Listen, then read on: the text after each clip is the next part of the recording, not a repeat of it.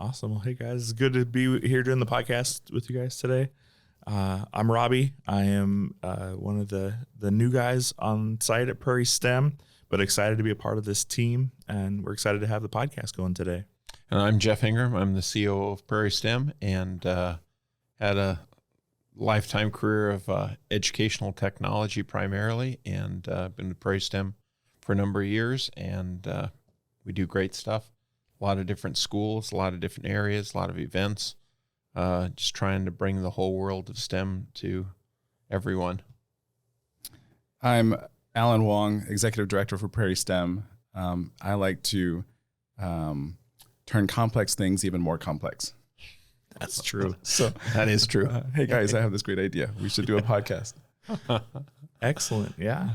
Mm-hmm. We're excited about it. As soon as you said we should do a podcast, as the new guy on site, I was thinking that'd be great because I want to learn what the heck we do here at Prairie STEM. And I think this podcast is a cool way for us to get together and do that. Absolutely. Robbie,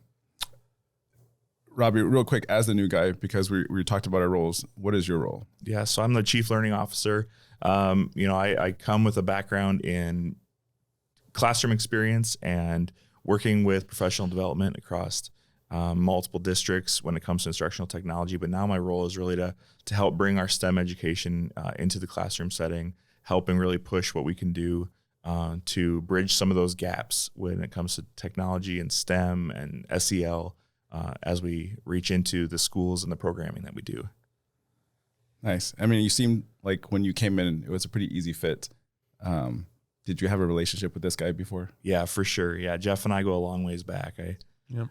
Tell a lot of people the way I do what I do is because of Jeff. So if you don't like it, blame Jeff.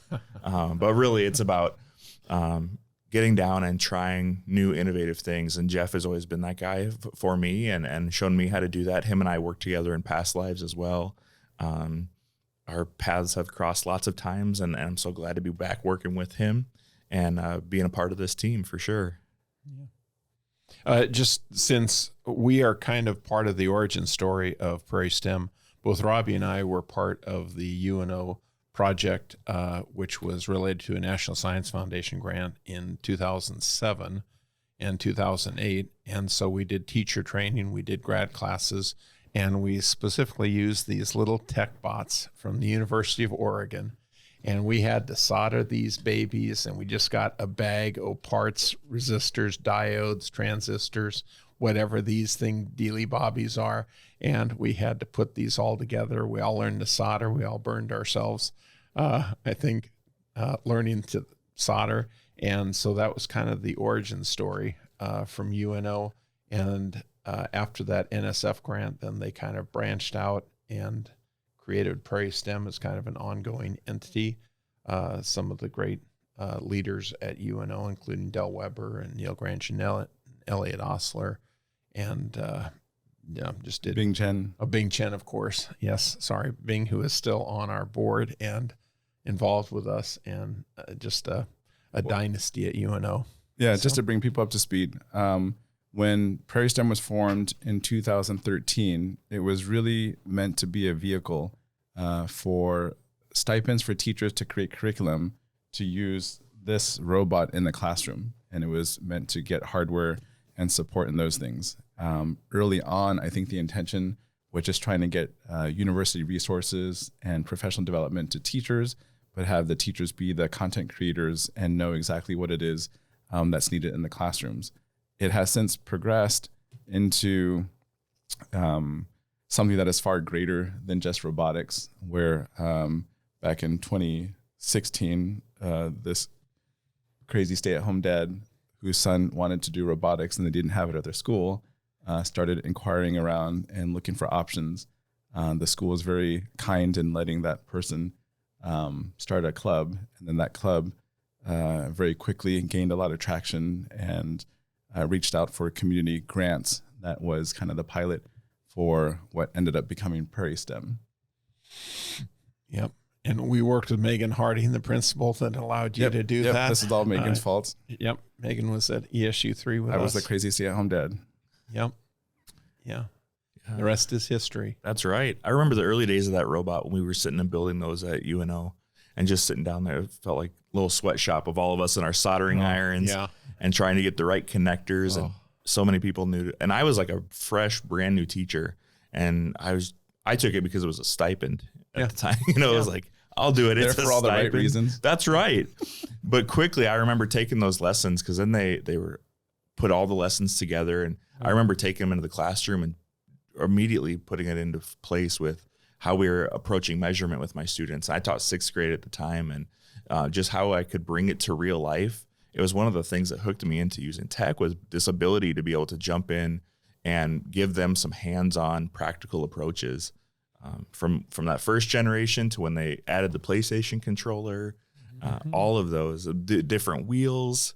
I just remember all the different iterations, but it really, that kind of step into robotics was how a lot of my students could then take and look at technology as a way to help them with their content standards. And that's really what's kind of driven me now, is being able to use technology to attach to your content standards and reach students in a different way. And so starting with the robots and moving well beyond that down the road, it's been awesome.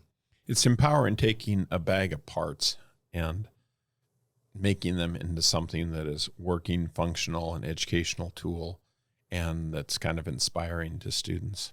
So that's part of my big takeaways of those early days of the NSF grants, Spirit 2.0 and all. So if that's the early days, where are we today? So today we just do so many great things in so many schools, so many events, from like the STEM Night at the ballparks, the Afrofest, Hutchfest, all those events that we go to with all of this amazing tech, just trying to inspire kids to think about those careers in science, technology, engineering, math. And we have always put STEAM into the process too, because I think anyone who knows much about any of those disciplines knows without the artistic flair, without the design aesthetics, without having a deeper understanding, it's kind of hollow. So the A in STEAM has always been a big part of that too. I'm going to be the devil's advocate. Aren't they doing this in schools already? Yeah, right now it's not something we're seeing all the time. I mean, there's pockets of innovation, of course, where there's doing some teachers who are and some building principals who are pushing the limits. But across the board, it's something we're not seeing everywhere. And it's something that we want to try and push. I mean, when we reach out to students or when we go into an event, we can tell it's a fresh new thing for students just because they haven't seen that kind of stuff before. So unfortunately, it's not happening everywhere. When we look at just time allotments in elementary classrooms and all of that, sometimes the idea of making, like what Jeff was talking about with the tech bot, that's time. But that time taught so many different skills, but they weren't all checked off by a content standard right then and there and in the alignment process, So it's definitely something that could be and should be more in the classrooms, but it's not there in every classroom all the time right now. No, and we have a lot of friends in the College of Education at UNO, and we've had pretty deep discussions about how the just the ability to play, and everything is so mandated, so structured. The curriculum is so defined right now. It's week 74. We have to be on page 73 in the textbook, and it just takes away a lot of that play and a lot of the passion from those students in what they're doing in the classroom. So I think that's one of the best things that Prairie STEM does, is it allows those students to really explore their passions, their interests, do the engineering, design, those soft skills, the persistence, the creativity. Those are a lot of the great things that we do. So, Robbie, you mentioned the lack of time. Don't teachers have planning time?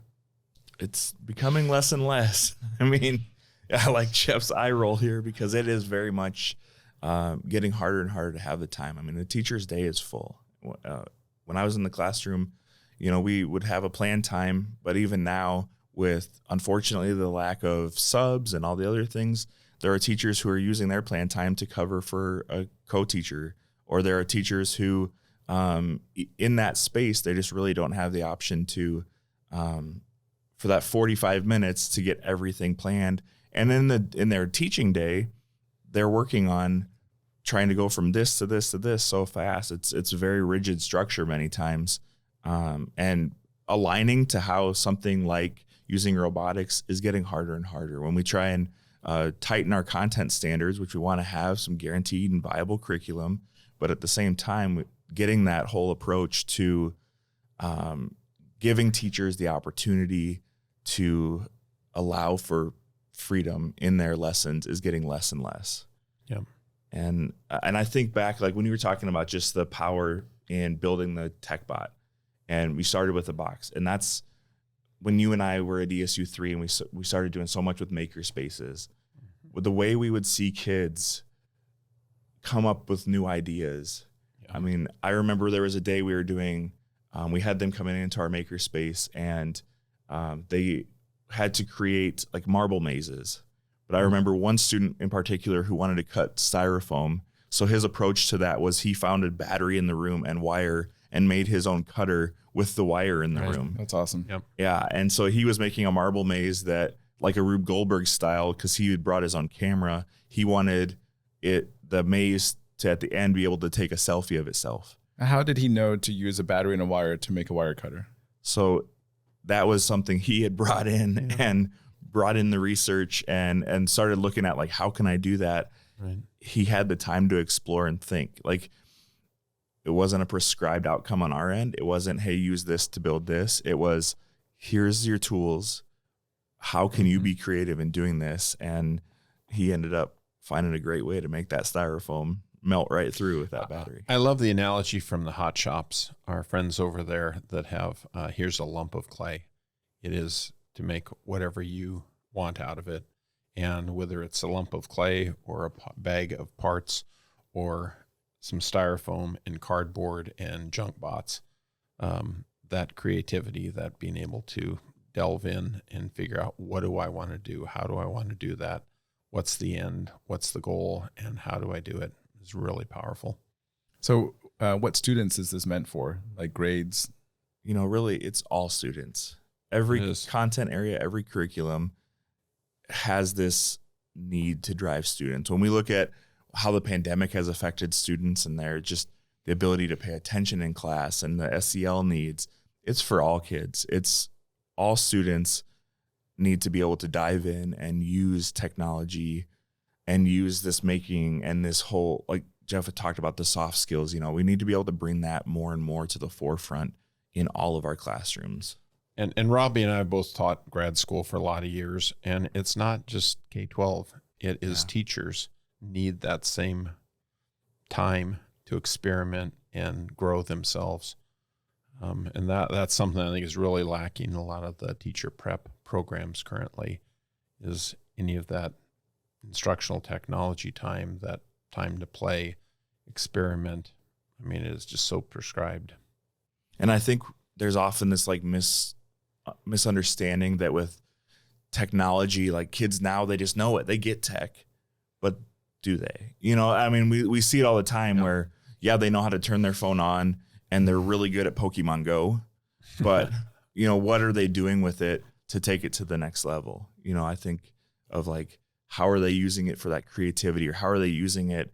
Like yesterday when we were at the skate park, we're attaching sensors to the skate park or at the skate park to skateboards. So now we're able to measure angular velocity and altitude of these skateboards as they're moving on the ramps. So now kids can see physics in real life. So not only are they taking that tech, but now they're seeing it in the next light too. Like, how does the physics of this affect me skateboarding? Because that's what they care about, is skateboarding, not the physics.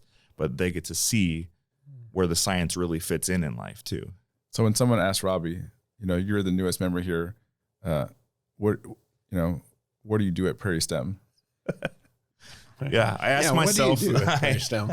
I ask myself that on a daily basis. But really, at Prairie STEM, we connect people and organizations and students and teachers with amazing opportunities to take technology, take all these different pieces together and help enrich their curriculum. So it's really a way that we are bringing in innovative pieces to help grab a student's attention, grab a teacher prep student's attention, grab a kindergartner's attention, and help them see that what we're doing with them is going to impact them down the road. I think with our STEM kits, that's one of the ways that we really help promote engineering and inspiring those kids to create and build new things and show what they can do, again, with the lump of clay, going back to our hot shops friends analogy. I just love the openness of what we do. At first, when I started here, I thought it almost as like a rigid, thought I was more rigid about things. But here it's like we have to be more open because a kid coming in is bringing in different experiences. We're seeing such diverse groups of kids, and it's super powerful, the different ways that we're reaching them. And we know this, there's not that one cookie cutter way to reach a kid. And so we really, at Prairie STEM, I'm seeing really quickly that our approach is really to reach them from all angles, to really find the ways that we can help all of those kids. I love it. Here's the newest guy, and he's basically encompassed the whole story in in a very short time. All right, so in the time that we have had, it goes very quickly. Let's just talk real quick in terms of wrapping things up here. What is the mission of this podcast? Like, what is it that we're trying to do here? I think show innovation, showcase some of the great resources that are available, show the power of the technology to inspire kids, teachers, students, community members, whether it's at our community outreach events or whether it's at the skate park with the accelerometer attached to the skateboard, whatever. I think just sharing the cool world of STEM and inspiring young minds and old minds to do great things. And I think the more that we can uplift the stories of those partners that we work with, and the more that we can bring them into this conversation and really sharing where those pockets of innovation are to be able to bring to other classrooms. So moving forward, what does this look like? I think we're going to have some fantastic guests, maybe have some of our partners, maybe bring in some students. Yeah. I think of like our interns like Siri. I mean, she is just going to change the world. We have been so lucky to work with the Just Imagine folks. Those students who have gone on to every prestigious university in the country have just been such a great resource for us, such great partners. Jeff, I'm sorry, can you just tell for people what Just Imagine is? So Just Imagine is a group of students. I believe they started off at Brownell Talbot as the core group, and they've now spread into, I believe, 7 countries, or maybe it's more now. I think it's 17 other cities or states and counting, including other countries. And so we have done things like our Sisters in STEM project in Colorado Springs. We've worked with a group down in there's a group of students down in New Orleans, I believe it was, that bought a bunch of STEM kits to help the local community. And anyway, so Just Imagine is this powerful group of student leaders who band together to do great things for their community and for the world. Awesome. Well, this time has gone very fast. I mean, we knew that was going to happen. Has. I mean, coming in, we knew that it was going to be a short amount of time. This is basically day one. So I'm excited to see where this goes in the future. Thank you guys for doing the amazing work that you're doing. Prairie STEM would not be where it is today. I'm excited to not just tell the stories of our community partners, but also of what you guys are doing and what the rest of our staff at Prairie STEM are doing to truly try to inspire, impact, make a difference in our community, and do things that, I feel, obviously I'm a little biased here, that are pretty powerful stuff. And getting kids like yesterday, you were talking about, with our partners from Luminarium, from Rabble Mill, using skateboarding and STEM as a means to connect to their hearts and minds. And that in those kids, other than the ones that thought I was from the city because I was wearing a collared shirt, trying to be cool with them, for those kids to see what we're doing and then to come ask questions and to realize that it's cool to to see these graphs, that the sensors were tracking some of the data, and to look what an ollie kickflip looks like on an XYZ graph. Maybe for some of these kids, this might be the first time we're like, ooh, this is cool. Yeah. Graphs had meaning to them. Right. Yeah. And how not just the meaning behind it, but how the direct impact on their improvement in performance and outcomes. Whether it's on the board in the skate park, it could be translated into anything in youth sports, which then kind of magnifies into all things moving forward. Definitely. Yeah. I think what we do is fantastic. I'm excited to move forward with this podcast. I'm excited to move forward just with the great work we're doing and sharing those stories as we get moving on. Absolutely. Yep. All right. Well, thank you very much. Yep. All right. Thank you. Great.